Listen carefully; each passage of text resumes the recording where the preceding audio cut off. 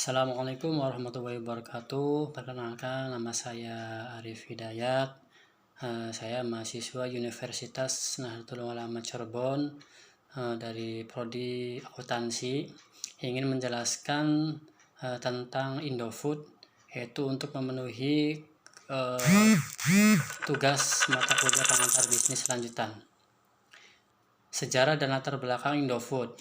PT Indofood CBP Sukses Makmur, sebelumnya bernama Indofood Sukses Makmur, adalah perusahaan hasil merger penganjanya Intikusuma, anak usaha Salim Group, dan Sanmaru Food Manufacturing pada 1 Maret 1994.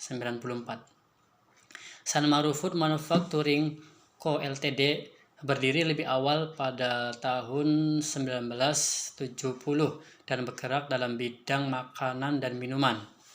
Perusahaan yang didirikan Jajadi Jaja Wahyu Juandi Ulong Sanjaya dan Pandi Kusuma ini mengoperasikan pabriknya pada tahun 1972 dan menghasilkan produk bernama Indomie yang kelak menjadi legenda. Indomie merupakan singkatan dari Indonesia Mie. Kemudian pada tanggal 31 Oktober 1987, Sanmaru mendirikan cabang di Semarang dan diresmikan oleh Menteri Perindustrian, yaitu Insinyur Hartanto, dan Menteri Tenaga Kerja Sudomo. Sebelum bergabung menjadi Indofood, Sanmaru sempat memakai sarana produksi yang dimiliki Salim Group untuk membuat Indomie. Sarana produksi tersebut muncul setelah Sudono Salim memiliki Salim Group berinvestasi besar-besaran di industri mie instan dengan mendirikan PT Sarimi Asli Jaya pada tahun 1977 dengan produk mie instan bermerek Sarimi. Jadi produk Indofood itu yaitu Indomie, terus dilanjut ada namanya Sarimi produknya. Kemudian kerjasama penggunaan fasilitas Salim Group ini dilakukan dengan membentuk usaha patungan di bawah bendera PT Indofood Interna pada tahun 1984. Pembagian sahamnya Liem memang memegang 42,5% dan sisanya 57,5% dikuasai Jajadi. Salim Group melalui bendera Indofood juga mengakuisisi produsen Supermie PT 51 Sankyu yang berdiri pada tahun 1968. Seperti namanya, perusahaan patungan antara Syarif Adil Sagala dan Eka Wijaya Musis dengan Sankyu Shokushin Kabushiki Kaisha dari Jepang ini menghasilkan mie instan dengan jenama Supermie. Pada tahun 1977, perusahaan ini berganti nama menjadi PT 51 Sankyu Indonesia. Kemudian pada tahun 1989, setelah berstatus penanaman modal dalam negeri (PMDN), ia diambil alih Indofood Group dan berubah nama lagi menjadi PT Lambang Insan Makmur dengan 100% sahamnya dikuasai PT Indofood International Corporation. Dan pada 1 Oktober tahun 2009, PT Indofood Sukses Makmur Tbk berganti nama menjadi PT Indofood CBP Sukses Makmur Tbk. Dalam beberapa dekade ini, PT Indofood Sukses Makmur Tbk telah bertransformasi menjadi sebuah perusahaan Total Food Solution dengan kegiatan operasional yang mencakup seluruh tahapan proses produksi makanan, mulai dari produksi dan pengolahan bahan baku hingga menjadi produk akhir yang tersedia di rak para pedagang eceran. Kini Indofood dikenal sebagai perusahaan yang mapan dan terkemuka di setiap kategori bisnisnya. Untuk kategori produk konsumen bermerek PT Indofood CBK Sukses Makmur, divisi Nodel merupakan divisi terbesar di Indofood dan pabriknya tersebar di 17 kota di Indonesia seperti Jakarta, Tangerang, Cibitung, Bandung, Cirebon, Semarang, Surabaya, Bandar Lampung, hingga Makassar. Nah, jadi cabang Indofood ini sudah menyebar luas ya, udah mencakup skala nasional, sudah ada di Indonesia, ada beberapa kota, termasuk di Cirebon ini juga ada. Terus struktur dan budaya organisasi Indofood. Struktur organisasi perusahaan merupakan gambaran dari tanggung jawab perusahaan, tugas dan kewajiban serta kekuasaan yang ada pada perusahaan dalam rangka memberi isi dan arah terhadap perusahaan untuk memudah personil dalam melaksanakan aktivitas mencapai tujuan akhir yang telah ditentukan. Bentuk struktur organisasi yang digunakan di PT Indofood CBP Sukses Makmur Tbk adalah struktur organisasi garis dan staf.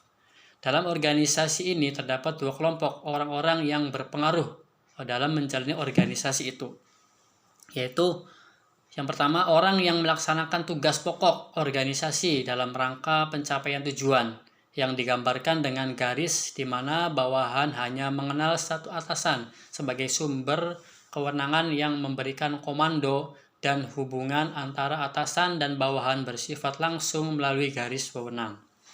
Yang kedua, orang yang melaksanakan tugasnya berdasarkan keahlian yang dimilikinya. Orang ini berfungsi untuk memberikan saran-saran kepada unit operasional karyawan, ini disebut staff.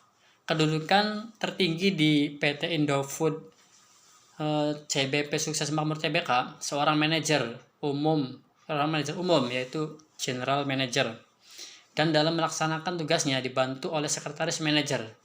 Manajer umum ini dibawahi oleh yang pertama manajer pabrik atau supervisor, yang kedua supervisor pengawasan mutu bahan baku atau produk jadi, quality control raw material atau finance good supervisor.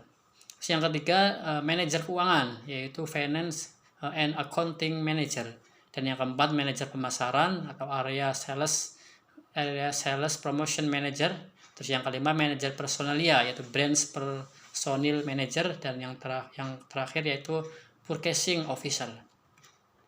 Manajer pabrik atau factory manager membawahi satu supervisor produksi, yang kedua manajer teknik, yang ketiga manajer gedung, dan yang keempat supervisor PPIC atau production planning and inventory control. Manajer pengembangan dan pengawasan mutu produk membawahi satu supervisor pengawasan mutu proses, yang kedua supervisor pengawasan mutu bahan baku. Dan manajer keuangan membawahi satu supervisor keuangan, yang kedua supervisor pengontrol pembiayaan, dan yang ketiga supervisor accounting. Manajer personalia membawahi satu supervisor hubungan industri, yang kedua supervisor administrasi dan gaji, yang ketiga supervisor jasa dan layanan umum, yang keempat supervisor keamanan, dan yang kelima supervisor hubungan publik. Manajer pemasaran terbagi ke dalam dua wilayah yang membawahi SPS, Area Sales Promotion Supervisor. Terus selanjutnya itu ada budaya perusahaan PT Indofood, yaitu menurut Franciscus Willirang, sang direktur PT Indofood Sukses Makmur Tbk, disiplin menunjukkan tinggi integritas, menghargai, pengaku kepentingan, dan inovasi yang berkelanjutan adalah nilai-nilai yang senantiasa ditekankan di lingkungan PT Indofood Sukses Makmur Tbk. Jadi di Indofood lebih mengutamakan disiplin. Nilai-nilai tersebut amat penting artinya untuk menjaga keberlanjutan perusahaan. Pasalnya, perusahaan yang memiliki visi jangka panjang tidak akan mengejar keuntungan semata. Kinerja perusahaan itu jangan hanya dinilai dari sudut finansial atau beberapa besar profit yang diperoleh, melainkan ada pemikiran dan tindak-tindak yang lebih dari itu. Misalnya, perhatian terhadap masyarakat sekitar dan lingkungan yang harus kita jaga keberlanjutannya. Lebih lanjut lagi tentang budaya kerja yang sudah diterapkan di PT Indofood ini adalah, yaitu yang pertama budaya kerja disiplin. Perusahaan telah menerapkan budaya kerja disiplin, salah satunya perusahaan menurut karyawan untuk datang tepat waktu di kantor setiap hari. Yang kedua ada budaya kerja unity, yaitu perusahaan memberikan pergantian kerja atau shift kerja sesuai dengan jadwal kerja. Yang ketiga ada budaya kerja respect, yaitu perusahaan telah menerapkan budaya kerja respect. Salah satunya adalah perusahaan memberikan penghargaan kepada karyawan yang berprestasi. Yang keempat ada budaya kerja integrity, yaitu perusahaan telah menerapkan budaya kerja integrity. Karyawan setuju karena perusahaan memberikan peraturan dan positif pada karyawan. Antara lain, karyawan dituntut untuk bersikap jujur, bertanggung jawab dalam bekerja, serta mengerjakan pekerjaan sesuai dengan peraturan perusahaan. Terus yang kelima ada budaya kerja excellent. Perusahaan telah menerapkan budaya kerja excellent. Karyawan setuju karena perusahaan menuntut agar pekerjaan yang ditekuni memunculkan keunggulan. Karyawan dituntut untuk jarang membuat kesalahan dalam bekerja, serta dituntut untuk terus belajar dan mengembangkan diri. Terus yang keenam ada budaya kerja inovatif. Perusahaan telah menerapkan budaya kerja inovatif. Karyawan setuju karena perusahaan memberikan kesempatan kepada karyawan yang mengembangkan diri melalui program pelatihan, memberikan kebebasan kepada karyawan dalam menjalankan tugas, serta memberikan kesempatan pada karyawan yang mengemukakan ide. Itulah beberapa budaya yang ada di PT Indofood. Terus selanjutnya ada strategi dalam analisis bisnis Indofood. Terdapat berbagai strategi pemasaran yang dilakukan oleh PT Indofood dalam pemasaran produknya. Sebelum mengimplementasikan strategi pemasarannya, PT Indofood melakukan survei terhadap produk mereka di pasar. Beberapa survei yang dilakukan seperti menentukan keperluan mendasar konsumen yang harus dilayani dan dipenuhi, menentukan kelompok masyarakat yang akan dilayani melalui segmenting, targeting, dan positioning, dan menetapkan marketing mix 4P, yaitu product, price, promotion. Survei tersebut dilakukan dengan tujuan agar PT Indofood dapat menyerang target pasar yang sesuai dengan produk mereka. Setelah itu, PT Indofood mengimplementasikan strategi pemasaran melalui berbagai kegiatan promosi seperti memasang iklan melalui media cetak dan elektronik, papan reklame di jalan besar, mengadakan kompetisi membuat jingle, dan sebagainya. Hal ini bertujuan agar produk PT Indofood dapat dikenal oleh seluruh masyarakat luas dengan hanya mendengarkan namanya saja. Contohnya, strategi pemasaran yang dilakukan PT Indofood pada produk Indomie. Seperti yang diketahui, produk Indomie merupakan produk mie instan ternama di Indonesia. Produk Indomie bukan hanya dikenal di Indonesia, melainkan dikenal secara internasional. Dalam strategi pemasarannya, Indomie telah melakukan segmentasi, targeting, dan positioning produk mereka, sehingga Indomie dapat memposisikan produk mereka di target pasar yang tepat sesuai dengan segmentasi yang telah dilakukan sebelumnya. Dalam marketing mix 4P, Indomie memiliki strateginya sendiri yang membedakan mereka dengan produk mie instan lainnya. Indomie terus melakukan inovasi dalam menyajikan berbagai varian rasa baru. Varian rasa baru tersebut dapat dinikmati oleh masyarakat dengan harga yang terjangkau. Dikarenakan Indomie yang membidik target pasar yang menyeluruh, dalam artian seluruh lapisan masyarakat dapat mengkonsumsi produk Indomie. Produk Indomie juga tersebar luas di seluruh Indonesia, sehingga produk Indomie dapat dibeli oleh seluruh konsumen yang menginginkannya. Untuk promosi, Indomie mengembangkan tagline yang tersembunyi, Indomie seleraku. Selain itu, Indomie juga mengeluarkan jingle dengan tujuan agar produk Indomie selalu diingat di benak konsumen. Indomie gencar melakukan promosi di berbagai media, baik media cetak maupun elektronik. Promosi tersebut diharapkan agar meningkatkan brand awareness masyarakat akan produk Indomie. Selain itu, Indomie juga melakukan kolaborasi dengan beberapa brand seperti brand yang berada di naungan PT Indofood Sukses Makmur Tbk, yakni Citato, dengan mengeluarkan varian Citato rasa Indomie yang berhasil menyita perhatian konsumen. Jadi Indofood itu udah skalanya ternyata internasional, bukan hanya di Indonesia saja, tapi sudah sampai ke luar negeri. Ya. Terus yang berikutnya ada tantangan dan kesempatan Indofood. PT Indofood CBP Sukses Makmur Tbk menyodok masuk jajaran 10 besar saham berkapitalisasi pasar terbesar. Meski menurut analis saham Indofood menarik, ada beberapa tantangan seperti yang diungkapkan analisis BNI Sekuritas William Siregar. Ia menilai bahwa program Keluarga Harapan PKH godokan pemerintah tidak cukup menyokong kinerja Indofood. Malahan, menurutnya yang bisa mengangkat kinerja adalah event-event yang berkaitan langsung kepada masyarakat. Misalnya, pameran makanan dan aspek lainnya. William juga menyoroti beberapa tantangan dalam pengembangan bisnis di Indofood. Yang pertama, bahan baku Indomie yaitu gandum yang diimpor dari Australia. Secara year to date, harga gandum meningkat dan berpotensi menurunkan margin Indofood, ucapnya kepada kontan.co.id. Yang kedua, produk Indomie buatan Indofood secara pertumbuhan permintaan tidak terlalu tumbuh signifikan sampai 5-10 tahun ke depan. Ia menilai masyarakat sudah sadar akan kesehatan sehingga mengurangi mengkonsumsi mie instan. Penjualan bisa bertumbuh tapi tidak signifikan, paling tidak tumbuh single digit saja. Ketiga adalah persaingan ketat di mana semakin banyak produsen makanan asing yang masuk ke Indonesia, seperti Samyang yang bisa menjadi pesaing utama Indofood.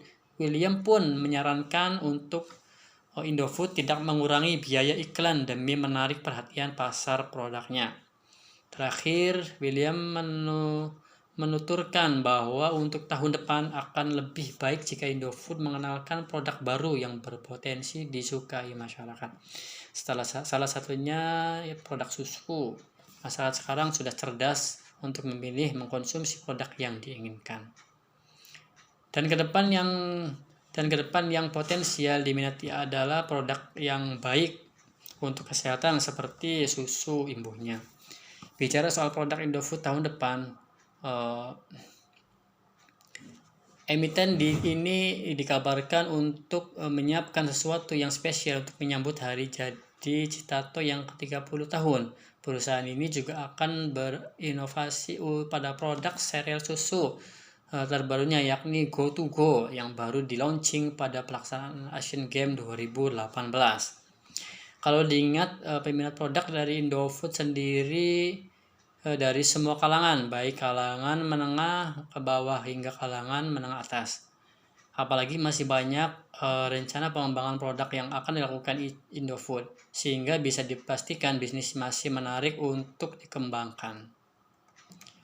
William pun memperkirakan penjualan Indofood sampai akhir tahun 2018 mencapai 38,3 triliun dengan laba bersih 4 triliun.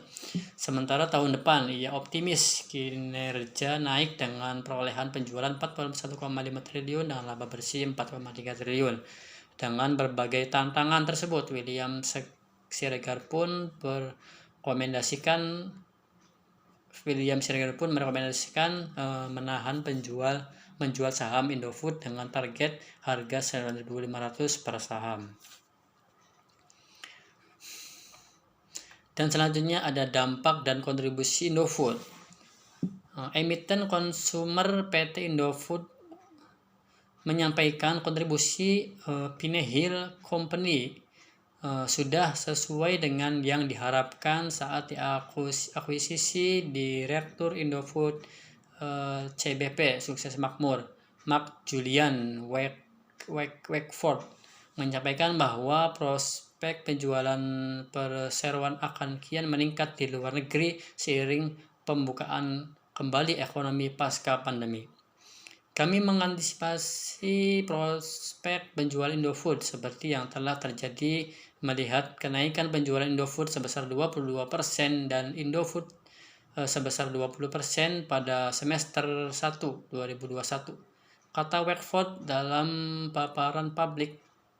Wakeford menunjukkan emiten dengan kode saham itu tumbuh 80% dari sisi volume, 20% dari sisi harga pada semester 1 tahun 2021. Adapun kini emiten dengan Consumer Group Salim ini telah memiliki pelanggan baru di luar negeri, yaitu Pinahill Company, yaitu produsen mie instan dengan merek dagang Indomie berdasarkan perjanjian lisensi dengan induk perusahaan PT Indofood Sukses Makmur Tbk.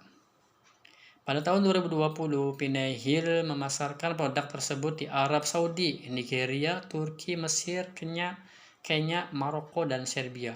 Volume penjualan Pinahill mencapai 74 miliar paket mie per tahun. Namun, besaran ini tentunya belum mencapai separuh volume produk mie instan Indofood yang mencapai 18 miliar paket per tahun pada tahun 2016. Indofood lumayan, mie udah menyebar luas di berbagai negara ya, nggak satu luar negeri saja, ada beberapa 7 negara kalau nggak salah. Yang selanjutnya ada etika dan berkelanjutan Indofood. Apa sih kelebihan dan kekurangan etika bisnis perusahaan Indofood? Kelebihan etika bisnis perusahaan Indofood. Perusahaan Indofood memiliki beberapa kelebihan etika bisnis yang menjadi nilai plus dalam perspektif bisnis. Integritas dan kepatuhan. Indofood memegang teguh prinsip integritas dan kepatuhan dalam seluruh aktivitas bisnisnya.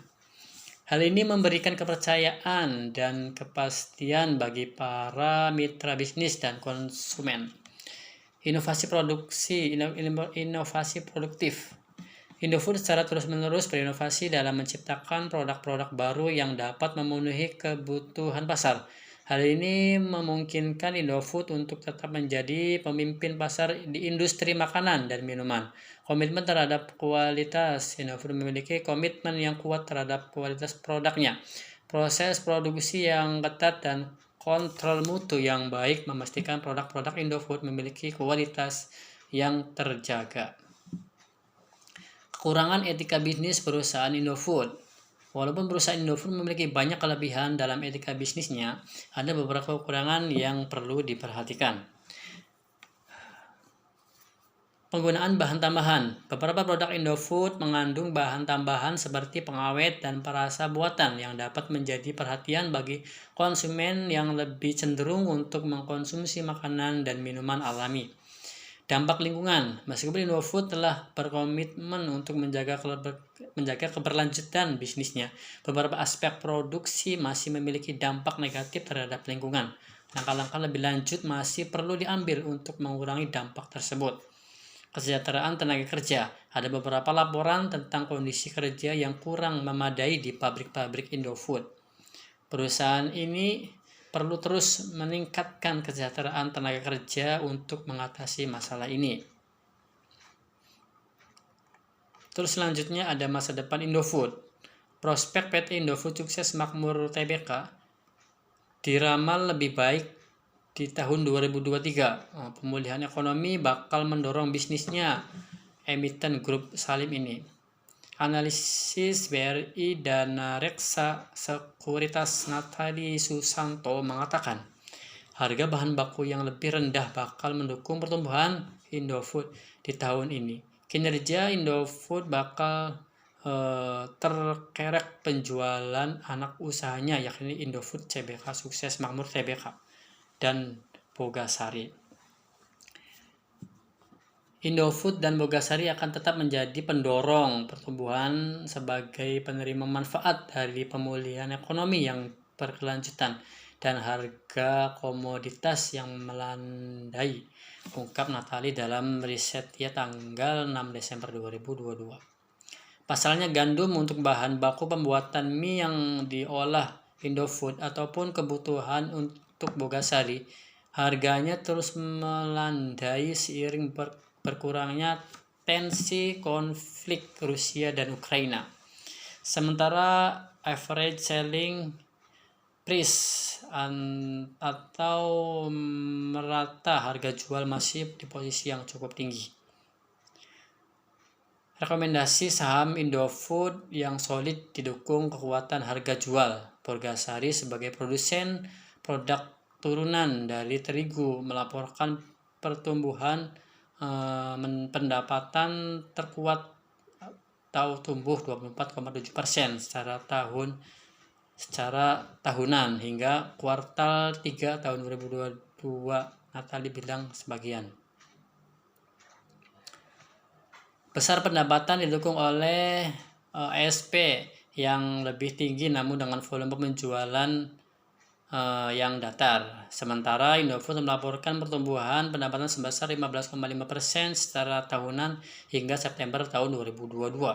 Hal tersebut didukung oleh pertumbuhan volume secara keseluruhan divisi dairy dan adanya penyesuaian harga.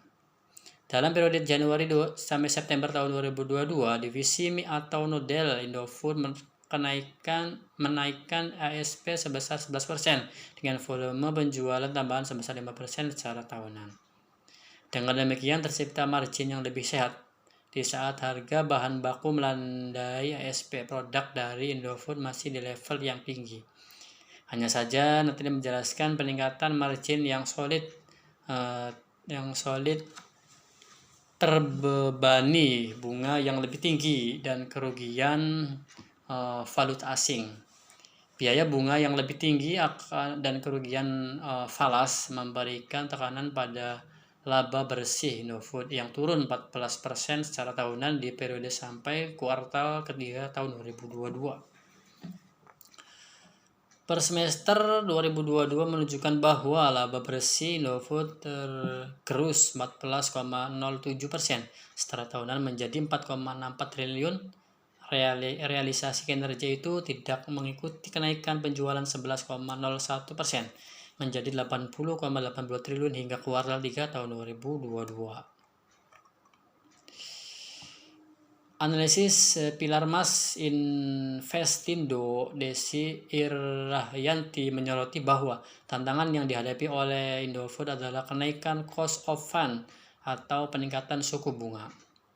Hal itu terpantau dari lonjakan signifikan atas beban bunga mencapai 167% di sepanjang kuartal 3 tahun 2022. Meski dari sisi interest coverage ratio, yakni kemampuan operasi perusahaan menutupi beban keuangan, masih cenderung aman. Pelemahan rupiah turut menjadi perhatian sebab Indofood belum ada kebijakan hedging atau lindung nilai di saat beberapa pembelian dilakukan dalam dolar AS. Selain itu ada pula risiko untuk utang Indofood yang berdominasi mata uang dolar, sehingga penguatan dolar AS berpengaruh signifikan terhadap tingkatan inflasi Indofood. Kendali demikian, lanjut Desi, rupiah mulai bergerak menguat saat ini. Dengan kata lain, tekanan dari fluktuasi nilai tukar bakal berkurang untuk pembelian bahan baku dan kondisi leverage perusahaan. Terlebih, pemulihan ekonomi dalam negeri dan harga komoditas yang digunakan sebagai bahan baku mulai mengalami penurunan. Ini menjadi katalis positif bagi Indofood dan anak usahanya yang bergerak pada sektor konsumer.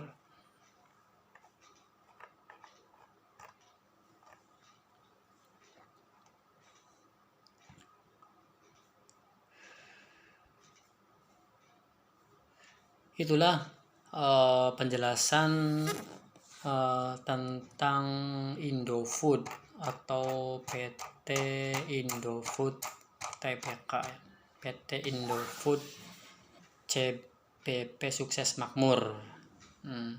Tadi saya sudah jelaskan yaitu tentang sejarah latar belakang Indofood, dan ada struktur dan budaya organisasi Indofood, dan ada juga budaya perusahaan Indofood ya. Terus ada strategi dan analisis bisnis Indofood dan tantangan dan kesempatan Indofood. Terus ada dampak manajemen Indofood, dan ada etika dan kelanjutan Indofood, dan terakhir ada masa depan Indofood itu akan seperti apa. Ternyata perusahaan Indofood itu mempunyai masa depan yang baik menurut saya, karena semakin tahunnya bisa semakin berkembang, dan produknya juga dari Indomie sudah nambah jadi Supermie, dan ada makanan-makanan ringan kayak Citato, dan ada yang lainnya. Mungkin cukup sekian penjelasan tentang Indofood dari saya, kurang lebih mohon maaf. Wassalamualaikum warahmatullahi wabarakatuh.